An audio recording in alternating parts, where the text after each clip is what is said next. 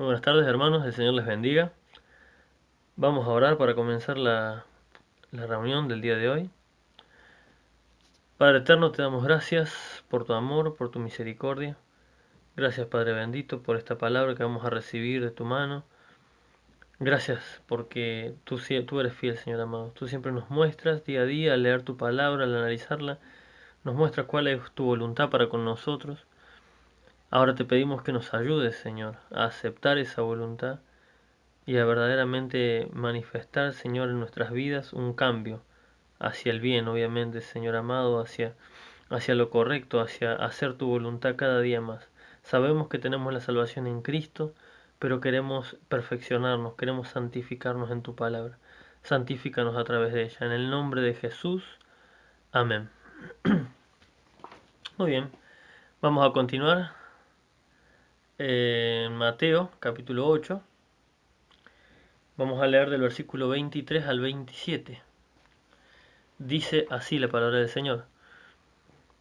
Y entrando él en la barca, sus discípulos le siguieron. Y he aquí que se levantó en el mar una tempestad tan grande que las olas cubrían la barca, pero él dormía. Y vinieron sus discípulos y le despertaron diciendo, Señor, sálvanos, que perecemos. Él les dijo, ¿por qué teméis, hombres de poca fe? Entonces, levantándose, reprendió a los vientos y al mar, y se hizo grande bonanza. Y los hombres se maravillaron diciendo, ¿qué hombre es este, que aun los vientos y el mar le obedecen? Amén, a la palabra de Dios. Bien, continuamos entonces con la vida y obra de nuestro Señor Jesucristo a través del libro de Mateos. Hasta aquí hemos estado viendo y todavía estamos viendo una larga jornada, un largo día para el Señor Jesús. Como ya hemos visto a partir más o menos del capítulo 4, empezó un día y todavía no terminó. Todo esto que hemos visto en estas enseñanzas fue todo un día bastante largo y acá ya estamos al final de este día. Vimos que empezó el día en Capernaum haciendo milagros, luego subió, como le seguía mucha gente, subió al monte y dio ahí el famoso sermón del monte que se calcula que puede haber durado unas cuantas horitas. Em, Luego bajó del monte y hizo muchos más milagros y fue a la casa de Pedro a descansar, a donde también hizo otra sanidad más, la de la suegra de Pedro. Ya para esta hora ya era de noche, dice la palabra de Dios, y al salir de la casa de Pedro ya era de noche y había mucha gente esperándole al Señor Jesús. Ahí dice sanó a más enfermos y liberó a endemoniados. Luego de esta situación decidió retirarse un poco con sus discípulos y antes de subir a la barca pasa lo que vimos la semana pasada, ¿no? De estos hombres que se acercaron queriendo ser discípulos del Señor. Y aquí ya estamos en la barca, ¿no? Al fin, por fin pudo subir a la barca y poder emprender viaje para alejarse un poco de tanta multitud. Por lo que esto que estamos leyendo, esto que pasó en la barca, transcurre muy probablemente de noche. Y sé que siempre hemos visto en películas que es de día esta escena, ¿no? Pero si leemos tal cual como dice, como lo escribió Mateo, claramente está relatando un día que todavía no terminó. Así que es muy posible, muy probable de que esto haya sido de noche. Eh, y por eso es que Jesús, obviamente en su humanidad, en su cuerpo humano, quedó totalmente agotado y se durmió profundamente a pesar de la tempestad, porque lo llevaban en el bote y se levantó esta gran tormenta en el barco, en el, ¿cómo es que dice? En la barca, sería un bote, eh, y se levantó una gran tormenta y el Señor no se despertaba. Claro, tiene que haber estado después de semejante día, tiene que haber estado muy, muy agotado. Fíjense, el versículo 23 dice, y entrando él en la barca, sus discípulos le siguieron. En el Evangelio de Marcos dice que no era solamente una barca, sino que había varias otras barcas, pero aquí se relata lo que pasa dentro de la barca de Jesús, ¿no? Pero había muchos otros que le estaban siguiendo, todos sus discípulos. Recordemos que Jesús tenía muchos discípulos, aunque al final terminaron solamente los 12, pero al principio tenía muchísimos discípulos que lo estaban siguiendo. Así que obviamente no iban todos en la misma barca, pero iban todos siguiendo a Jesús en barca. Y lo que se relata acá lo vemos dentro de la barca en la que va Jesús. Para poder comprender esta historia es necesario comprender obviamente el simbolismo que carga esta historia, porque si no, si lo leemos hacia el pasar es simplemente un relato aislado de algo que vivieron los discípulos de Jesús con Jesús, ¿no? Em, Como que bueno, había una tormenta, el Señor la calmó y listo, ya los tranquilizó, ya está, pero ¿en qué me afecta mi vida esa historia si fue algo que vieron los discípulos? O sea, a mí en qué me bendice, en qué de qué me habla esta historia, ¿no? Obviamente, nada de lo que está escrito en la palabra de Dios es algo aislado y sin sentido, porque estas barcas que siguen a Jesús representan a la iglesia, ya que están llenas de discípulos. Así que cuando leemos esto tenemos que entender que estas barcas, esta barca, estos discípulos dentro de la barca, somos los cristianos dentro de la iglesia, ¿no? Siguiendo obviamente a Cristo. La iglesia de Cristo solo sigue a Cristo. El Señor Jesús dijo, mis ovejas oyen mi voz y me siguen. Es así, exactamente como pasa en la iglesia de Cristo actualmente. Cuando vemos una de estas iglesias que están empezando a predicar cosas raras, que nada tienen que ver con Cristo, es fácil, ahí uno rápidamente identifica que esas no son ovejas de Cristo. Pero las ovejas de Cristo escuchan la palabra de Dios y las siguen tal cual como está escrita. Este es el simbolismo para estas barcas, para estos discípulos siguiendo al Señor Jesús, ¿no? Leamos entonces de nuevo 23 y continuemos hasta el 24, dice, y entrando él en la barca, sus discípulos le siguieron. Y he aquí que se levantó en el mar una tempestad tan grande que las olas cubrían la barca, pero él dormía. Bien, esto aconteció, esta tormenta, ¿no? Aconteció en el mar de Galilea. Dicen los que han visitado en la zona en la actualidad, por lo que estuve leyendo, eh, que es una característica muy común de esa zona, este tipo de tormentas de viento así repentinas, ¿no? Dice, o sea, estás en un instante disfrutando de un día de sol maravilloso, tranquilo, y en unos minutos parece que vino un huracán. Y son tormentas cortitas y luego se van. Es por la zona geográfica, por la presión que hay en esa zona, se generan estos torbellinos, estas tormentas de viento repentinas que causan estragos, causan estragos. Y como vemos, dice que se levantó una tempestad tan grande que las olas cubrían la barca. No quiere decir que la barca se llenó de agua, pues no se habría hundido, sino que las olas eran tan altas que iban por encima de la barca, ¿no? Y ya desde la orilla no se veía la barca, ya no se veían porque las mismas olas cubrían la altura de la barca. Entonces, como les decía, hay mucha gente que ha visitado esas zonas del mar de Galilea en la actualidad y dicen que sigue siendo así. Vienen esos torbellinos repentinos y causan estrago de repente. Y si esta escena que leemos fue de noche encima, como vimos al principio, si al parecer esta escena fue de noche, entonces el terror de los discípulos es mucho más entendible todavía, porque seguramente todos tenemos la imagen que hemos visto en películas, ¿no? Y siempre pintan esta escena de día, al menos yo en las películas que yo he visto siempre lo pintan de día o a la tardecita, pero lo cierto es que esto ya cuando estaban saliendo de la casa de Pedro ya estaba de noche, dice, así que esto tiene que haber estado bastante oscurito. Entonces se entiende el pánico, el terror que tenían los discípulos, humanamente, obviamente, ¿no? Es bastante entendible. Entonces, en esta historia nuevamente vemos el mensaje de parte de Dios para nuestras vidas, este mensaje que se repite una y otra vez. ¿Cuál es? Que seamos hijos de Dios no nos libra de vivir las tormentas de la vida, ¿m? Como las que pasa cualquier otro ser humano creado por Dios. Dice en Proverbios que el sol sale, en Proverbios o Eclesiastés, no me acuerdo cuál de los dos, que el sol sale para justos y para los impíos, ¿sí? Y la lluvia cae también para los justos como para los impíos. De la misma manera, las cosas buenas y las cosas malas pasan a ambos. Ser hijos de Dios no nos hace una raza especial a la cual ningún mal le va a tocar en la tierra, sí nos hace personas especiales por Jesucristo, no por nosotros mismos. Pero ser cristianos y estar en la barca de Jesús, ser sus discípulos, no nos van a librar de las tormentas. Al contrario, dicen los que saben, que ya llevan unos añitos en el Evangelio, que las cosas empeoran un poco. Que ese es el precio, como vimos antes, ¿no? La semana pasada, el precio de seguir a Jesucristo. Entonces vemos este mensaje que el Señor nos repite una y otra vez. Venir a Cristo no quiere decir que se van a acabar tus problemas. Las tormentas de la vida van a seguir pasando. Pero los hijos de Dios tenemos una grandísima diferencia a nuestro favor que el mundo no la tiene. Y es que tenemos a Jesús en nuestra barca. Tenemos al Hijo del Dios viviente, al Mesías, al Dios hecho hombre.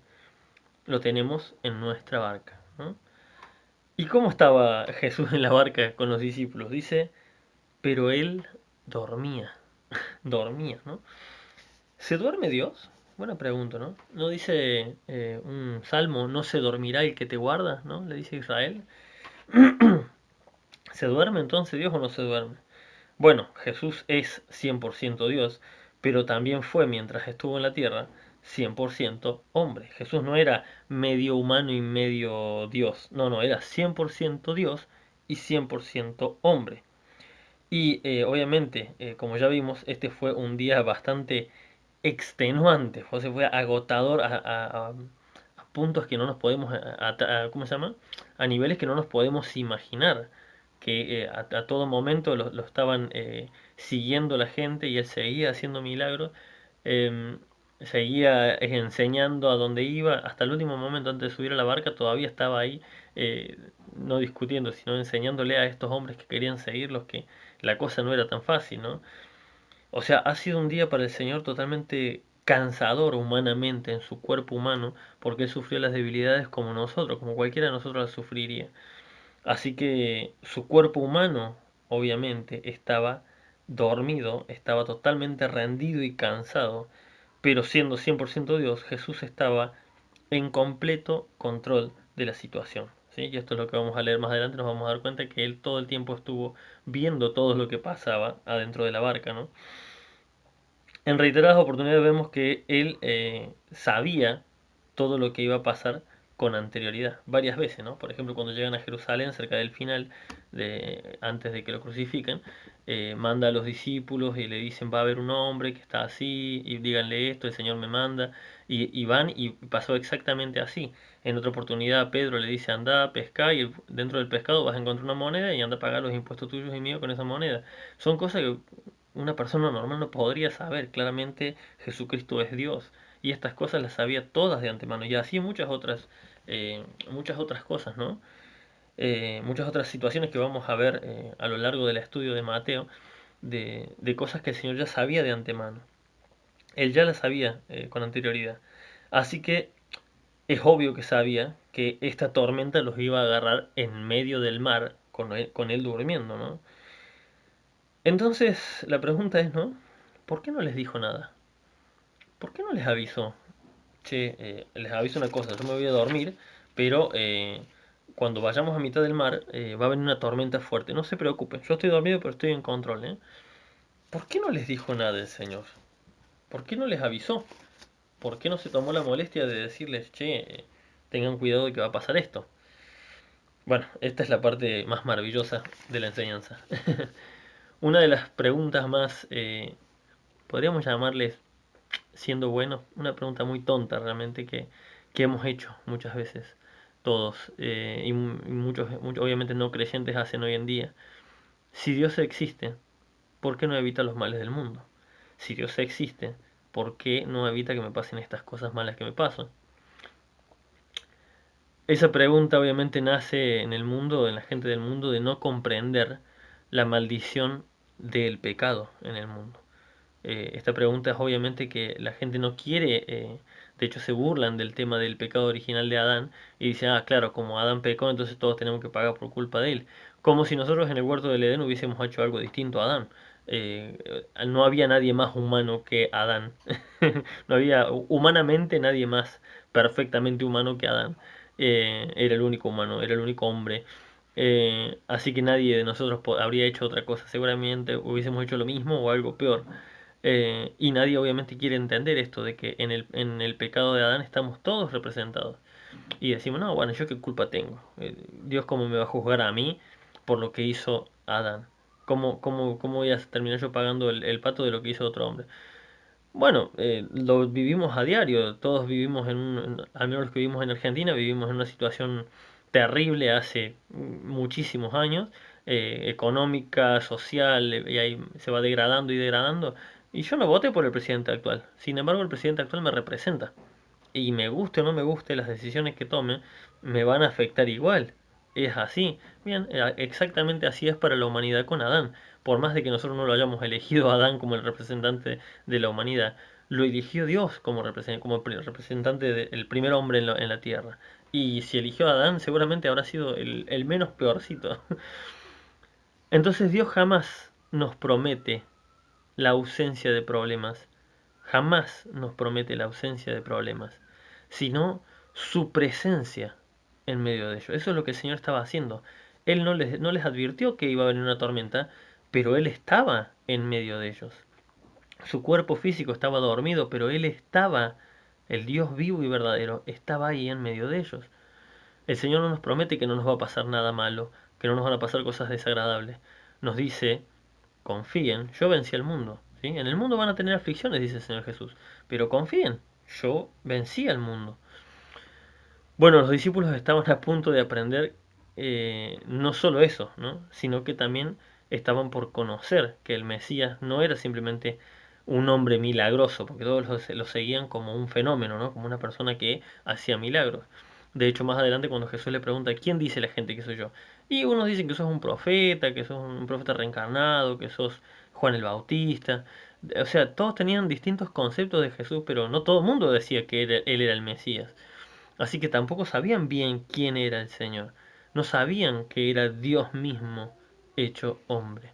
Y esto es lo que van a averiguar sus discípulos en este momento. Versículo 25 dice, y vinieron sus discípulos y le despertaron, diciendo, Señor, sálvanos que perecemos.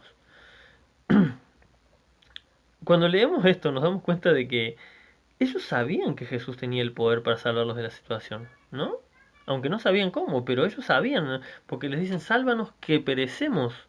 Si ellos hubiesen creído que era un humano más, no le habrían dicho, sálvanos. Ellos sabían que con todos los milagros que hacía Jesús, algo podía hacer, aunque nunca se imaginaron lo que iba a hacer, pero algo seguramente de alguna forma nos puede salvar este hombre que está dormido en nuestra barca, pensarían ellos, ¿no? Así que acudieron a la persona correcta, pero el problema estaba en el modo en que se lo pidieron. Acá en el versículo 25 está bastante liviano, dice Señor, sálvanos, que perecemos. Parece hasta una petición tranquila, humilde, pero cuando leemos Marcos, vamos a ver la misma historia en Marcos capítulo 4, vamos a ver en el tono con el que le dijeron esto. Marcos capítulo 4, versículo 38, fíjense en el tono con el que le dicen esto. Dice, y él estaba en la popa, durmiendo sobre un cabezal. Y le despertaron y le dijeron, Maestro, ¿no tienes cuidado que perecemos? ¿No tienes cuidado de que perecemos? Fíjense la pregunta, casi podríamos decir en forma de reproche, ¿no? Maestro, ¿no tienes cuidado de que perecemos? ¿No nos estás cuidando? ¿No te das cuenta de lo que estamos viviendo? Dios, ¿por qué me pasa esto? ¿No soy tu hijo? ¿No era que me amabas? ¿No dice la Biblia que me amas? ¿Para qué hago las cosas bien al final? Si al final nada sale como yo quiero. ¿Para qué me esfuerzo tanto? Ese es el reproche que muchas veces le hemos hecho al Señor, ¿no? ¿Quién no le ha reclamado algo así al Señor? Pero si yo al final hago las cosas bien para que al final me salga todo mal. ¿No tenés cuidado de mí, Señor? Eso es lo que les estaban reclamando los discípulos. Al igual que los discípulos de la barca, sabemos perfectamente que Dios tiene el poder, ¿m? Y creemos que es su obligación hacer algo al respecto. Como Él tiene el poder, creemos que es su obligación. Como somos sus hijos, Él tiene la obligación de hacer que las cosas me salgan bien. Porque si no, ¿dónde está el amor de Dios? ¿Dónde está ese amor del que habla la Biblia? Enseguida nos sale esa pregunta, ¿no? Señor, ¿no tienes cuidado de que perecemos? Pero esto que obviamente acudieron a la persona correcta, pero de la forma incorrecta, que muchas veces nosotros lo hacemos, es por ignorar algo muy importante de Dios, una característica que Él tiene. Y en las enseñanzas que tenemos a veces los domingos, cuando me toca obviamente a mí la enseñanza, estamos viendo esto de conocer las características de Dios, ¿no? Y una de las características que todavía no hemos visto, pero ya vamos a llegar, es la soberanía de Dios. Estos discípulos estaban ignorando que Dios es un Dios soberano. ¿Qué significa la palabra soberano? La palabra soberanía si uno lo busca ahí en el diccionario, yo la encontré esto en Wikipedia, ¿no? Ahí en internet. Dice, poder político supremo, que corresponde a un Estado independiente, o sea que no depende de nadie, sin interferencias externas. Obviamente esto que se habla cuando un país es soberano, que los demás países no pueden meterse en la política interna de este país. Pero cuando vemos que Dios es soberano, ahora lo tenemos que aplicar a Dios. Dice poder político supremo, y poder político se refiere a poder para gobernar. Dios tiene el poder de gobernar. Dios gobierna sobre todo el universo y no tiene cualquier gobierno, no tiene un gobierno que fue elegido. Tiene el poder político supremo que corresponde, dice, a un estado independiente. Dios es un ser independiente, no depende de nadie, no depende de nosotros. Dios es increado, nadie lo creó, no depende absolutamente de nadie. Dice, sin interferencias externas, o sea que ninguno de nosotros puede interferir en la voluntad de Dios. Sí podemos interferir en las cosas de nuestra vida, pero no vamos a cambiar la forma de actuar de Dios, la forma de proceder de Dios, la forma de pensar de Dios. No lo vamos a hacer cambiar de opinión porque Él es soberano. ¿Sí? En su soberanía, entendiendo lo que significa esto de ser soberano, es independiente y sin interferencias externas, en su soberanía, en su total dominio sobre todo el mundo, Jesús, sabiendo que vendría una gran tormenta, decidió subirse a esa barca a dormir. Pensémoslo así. El Señor sabía perfectamente que se iba a subir a la barca y cuando se durmiera vendría una tormenta. A pesar de saberlo, soberanamente decidió subirse a la barca a dormir igual. Obviamente ninguno de nosotros haría semejante cosa porque es muy simple, no somos Dios. No somos Dios, no tenemos el control de las tormentas. Si yo sé que va a venir una tormenta, me voy a cuidar. Pero eso es porque nosotros no somos Dios. Sería sabio y prudente de que si sabemos que viene una tormenta, no nos subamos a la barca. Pero en su soberanía, sabiendo que venía la tormenta, Dios, Jesucristo, Dios hecho hombre, sube a la barca y decide dormirse de todas maneras. Decide mostrarle a sus discípulos una imagen pasiva de sí mismo, casi inactiva, parecía que no estaba haciendo nada durmiendo, cuando en realidad él tenía el total control de toda esa tormenta, ¿no? ¿Cuál es la diferencia de él con nosotros? Es que él es Dios. Él puede darse el lujo de tomar estas decisiones. Nosotros no. Fíjense, versículo 26 dice, Él les dijo, ¿por qué teméis, hombres de poca fe? ¿Por qué teméis, hombres de poca fe? Y quédense con esta palabra porque es tremenda. Entonces, levantándose, miren cómo lo cuenta Mateo, es distinto a cómo lo cuenta Marcos, pero entendemos que la forma en la que lo cuenta Mateo es la más exacta, ¿no? En el sentido del orden cronológico. Al menos los eruditos bíblicos dicen que Mateo es el más cronológico. O sea que si lo cuenta de una forma es que porque pasó en ese orden en realidad. Dice, Él les dijo, el Señor Jesús les dijo, ¿por qué teméis, hombres de poca fe? O sea, todavía estaba en medio de la tormenta y les dice que tienen poca fe. Entonces, levantándose, reprendió a los vientos y al mar, y se hizo grande bonanza. Aquí vemos que hubo dos grandes reprensiones, ¿no? La primera fue para los discípulos, después reprendió al mar, después reprendió la tormenta, después calmó la tempestad, después calmó los problemas de nuestra vida, pero primero que vino la reprensión hacia sus discípulos. ¿Por qué teméis? Le dice, ¿por qué tienen miedo? Y eso se lo está diciendo en medio de la tormenta todavía, porque todavía no reprendió el viento. ¿Por qué teméis? ¿De qué tenés miedo? Uno diría, ¿cómo de qué temo? Señor, ¿no ves la tormenta? ¿No ves que se está hundiendo el barco? ¿No ves que se está haciendo pedazos la barca? ¿No lo ves, Señor? ¿No ves la situación que estoy viviendo? Y el Señor nos sigue mirando con esa pregunta esa cara como preguntando, ¿y? Mi pregunta sigue siendo lo mismo, ¿por qué temes? ¿No sabes quién está en la barca durmiendo? ¿No sabes quién soy yo que estoy acá? La pregunta que le hace el Señor se las hace cuando todavía el mar estaba rugiendo y parecía que se iba a destruir la barca o se iba a dar vuelta. El Señor en ese momento les pregunta, ¿por qué temen, hombres de poca fe? ¿Por qué temen? Bueno, de eso se trata precisamente la fe, por eso le dice hombres de poca fe. ¿Qué es la fe? La certeza de lo que se espera y la convicción de la que no se ve. Muchos creen que fe significa creer. No, fe es certeza y convicción de aquello que no lo vemos cercano.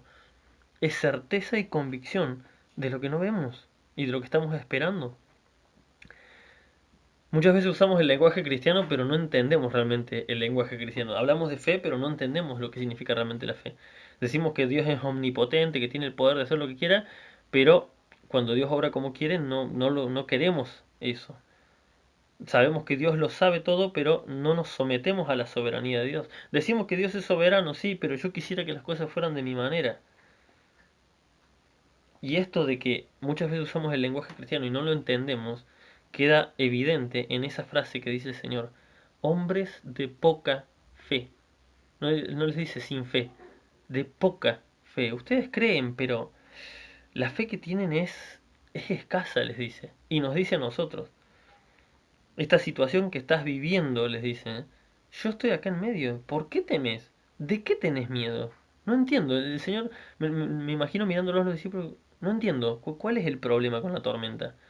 ¿Cuál es el problema con la pandemia? ¿Cuál es el problema con la situación económica? ¿No ves que estoy yo acá en la barca? ¿No ves que yo estoy tu maestro y que me estás siguiendo a mí? No te preocupes, hombre de poca fe.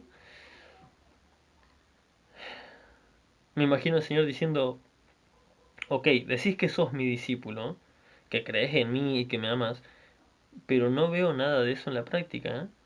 Solo palabras, veo palabras cristianas bonitas, pero no veo en tu vida, Maiko, de que me estés creyendo de verdad, como decís, de que me ames de verdad. No veo nada de eso. No veo que verdaderamente seas mi discípulo. Veo a un hombre teniendo miedo de algo que no tiene lógica, porque yo estoy en la barca. Yo estoy en tu vida dirigiéndola. Yo sé bien por qué te cruzaste con tal persona y te dijo tal cosa. Yo sé bien por qué en el trabajo te pasó esto otro. Yo sé bien por qué no conseguís trabajo. Yo sé bien por qué la economía tuya no es igual que la de los otros. Yo sé bien por qué todavía no te quise dar un auto, no te quise dar tu propia casa. Yo sé bien por qué hago eso. ¿Qué me estás reclamando? Me dice el Señor. Y te dice a vos, hermano, así como les decía a los discípulos. ¿Por qué temes? ¿No ves que yo estoy acá dirigiendo tu vida? Por más que parezca que yo estoy dormido, no dejo de ser Dios. Por más que parece que estoy callado y no digo nada, no te olvides que yo tengo el control del universo, dice el Señor.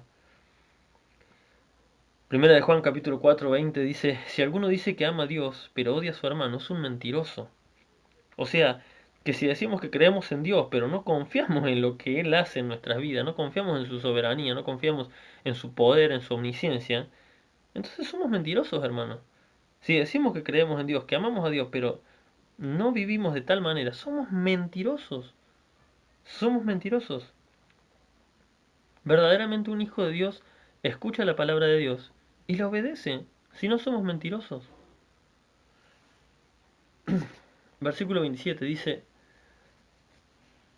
y los hombres se maravillaron diciendo, ¿qué hombre es este? Que aún los cielos y el mar le obedecen. Y fíjense, ¿qué hombre es este? ¿No? Eh, aquí vemos un claro ejemplo de lo que acabamos de decir. Estos discípulos seguían a Jesús, pero no eran conscientes de quién era él realmente. No tenían idea. Realmente no sabían con quién estaban tratando. Hermano, hermana, te dice Mirador del Lago, o quien quiera que nos esté escuchando este mensaje. ¿Entendés que es el Dios vivo y verdadero el que está en tu barca? ¿Entendés que es Dios, el Dios que creó esa tormenta, el que está durmiendo tranquilo, apacible, al lado tuyo mientras parece que el mundo se desmorona? ¿Lo entendés o no lo entendés? ¿Lo entendés, Maiko? ¿O no lo entendés? A veces parece que no entendemos con qué Dios estamos tratando. Hay una película que no me puedo acordar en este momento cómo se llama, pero se trata eh, de estos hombres especialistas que desarman, los especialistas antibombas, ¿no? No me acuerdo el nombre exacto que tienen, que se encargan cuando encuentran una bomba activa que está por explotar, llaman a un especialista que viene con un traje especial y se encarga de desactivar la bomba. Y, y esa situación, no puedo acordarme la película para recomendarla, pero es muy buena. Em, Esa situación es hipertensa porque estos hombres entienden el poder tan devastador que tiene una bomba plantada, ¿no? Y tratan con un respeto, con un cuidado, con toda su mente, con toda su fuerza, con toda su entrega completa a esta tarea de desactivar esa bomba porque saben que no solamente esa bomba va a matar a un montón de gentes, a un montón de personas, a los primeros que va a matar es a ellos mismos, ¿no? Al primero que va a matar esa bomba es al que la está tratando de desactivar. Es el primero que corre peligro. Y aún así están ahí, tratándola con un cuidado y un respeto, sabiendo que es algo verdaderamente con lo que no se puede bromear, que no se puede mandar a cualquiera a hacer eso. Digo, ¿entendemos que qué clase de Dios es con el que estamos tratando? Aun cuando me toca preparar estos mensajes, ahora recién antes de empezar a grabar, ya me dolía el estómago. Ya me dolía el estómago porque somos conscientes de que esto no es una payasada, esto no es un actito que estamos haciendo una vez a la semana. Esto es algo serio, hermano. Estamos aprendiendo del Dios vivo y verdadero para nuestras vidas. ¿Cómo no tomarlo con ese respeto y esa seriedad? Hay una cosa muy curiosa, ¿no? Y tomo este ejemplo, ¿no? De estos especialistas antibombas, porque no sé si sabían cuando la Biblia habla del poder que tiene Dios, el poder de Dios. Esa palabra poder es la palabra dunamis. ¿Y saben qué significa dunamis? Es la palabra de la que hoy en día se convirtió en dinamita. Esa explosión, ¿no? Cuando la Biblia habla de poder de Dios, usa la palabra esa dunamis. Ese poder tan avasallador que tiene Dios. Y no vamos a tener respeto, no vamos a tener cuidado del Dios con el que estamos tratando. Vamos a venir a Dios como los discípulos diciéndole, como vemos en Marcos que le dicen, ¿no tenés cuidado de mí? ¿No te das cuenta que soy tu hijo? ¿Que me tenés que cuidar? ¿Que me prometiste esto? ¿Ustedes creen que podemos tratar así a Dios como trataban estos discípulos? Y muchas veces lo hemos hecho, yo soy el primero, lo reconozco. Yo lo que veo, para terminar, yo lo que veo que he escuchado obviamente este pasaje de Jesús en la barca. Y lamentablemente también, lamentablemente, bueno, no digo lamentablemente, sino que digo, leyendo un par de comentarios bíblicos que leí, todos llegan a la misma conclusión, ¿no? Bueno, Dios calma las tempestades, sí, Dios tiene el control de mis problemas, sí, la tormenta son las tormentas de la vida y Dios nos cuida, sí, ya lo sabemos, lo hemos escuchado hasta el cansancio, pero el mensaje que yo veo hoy es otro. El mensaje que a mí me queda al leer este pasaje es: hey, ¿todavía no sabes con qué Dios estás tratando, Michael? ¿Todavía no te das cuenta la clase de ser supremo que está en tu barca, que está en tu casa? ¿Todavía no entendés a la clase de Dios que estás sirviendo cuando preparas un mensaje? Cuando vas a la iglesia, cuando hablas de Dios. ¿Todavía no entendés la clase de Dios con la que estás tratando? Pasan los años y todavía no entendemos cómo obra Dios, seguimos renegando con las mismas tentaciones, con el mismo mal carácter de toda la vida, todavía seguimos peleándonos con la Biblia, que este pasaje no me gusta porque lo escribió tal o porque está en tan parte de la Biblia. El Señor Jesús le dice a sus discípulos en Lucas capítulo 9: ustedes no entienden de qué espíritu son, ustedes no saben de qué espíritu son. Y ya llevaban un buen tiempo con el Señor Jesús. Y cuando el Señor Jesús los manda a predicar, estos discípulos vuelven y le dicen: allá no nos quisieron recibir, ¿querés que hagamos descender fuego del cielo para que los destruya todo? Y el Señor Jesús les dice, ¿qué? O sea, no, ustedes no entienden. Ustedes no entienden con qué Dios están tratando. Ustedes no saben de qué espíritu son, les dice. Y eso es un reclamo que el Señor le hace a la iglesia de hoy en día. ¿Todavía no entendés la clase de Dios con la que estás tratando?